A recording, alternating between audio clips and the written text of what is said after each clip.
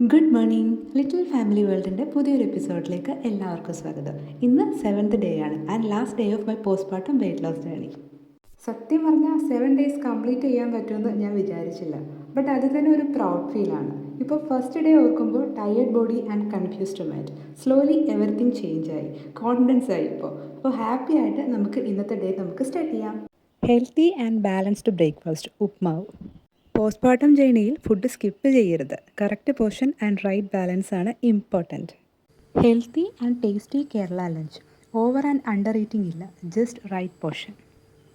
ഒരു calm moment after a long busy day. മോൻ ഉറങ്ങിയതുകൊണ്ട് ചെറിയൊരു ബ്രേക്ക് എടുത്ത് റിലാക്സ് ചെയ്തു. ഇത് തന്നെ മൈൻഡൊന്ന് റിഫ്രഷ് ആക്കി.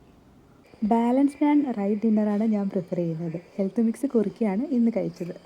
ബോഡി കാമായി ഉറങ്ങാൻ ഒരു ഗ്ലാസ് ഇളംചൂട് പാല്, 3 ലിറ്റർ വെള്ളം ഫോർ ഹൈഡ്രേഷൻ. അങ്ങനെ സക്സസ്ഫുള്ളി 7 days നമ്മൾ കംപ്ലീറ്റ് ചെയ്തു. എനിക്കിതൊരു പ്രൗഡ് മൊമെൻ്റ് ആണ്. പോസ്റ്റ്മോർട്ടം ഫേസ് ഈസി അല്ല, ബട്ട് ഇതുപോലെ സ്മോൾ ചേഞ്ചസ് എടുക്കുമ്പോൾ നമ്മളൊന്ന് സ്ട്രോങ് ആവും. ശരിക്കും വെയിറ്റ് ലോസിൽ കൂടുതൽ ഈ 7 days കൊണ്ട് ഞാനൊരു കോൺഫിഡൻസ് ആണ് ഗെയിൻ ചെയ്തത്. റൊട്ടീൻ ഫോളോ ചെയ്തു, മൈൻഡ് ഒന്ന് കാമായി, ബോഡി ഒരു ഹെൽത്തി ട്രാക്കിലേക്ക് എത്തുന്നുണ്ട്. ഈ ജേർണി എൻഡ് ചെയ്യുന്നില്ല, ഒരു ഹെൽത്തി ലൈഫ് സ്റ്റൈലിൻ്റെ ഒരു ബിഗിനിങ് ആണ്.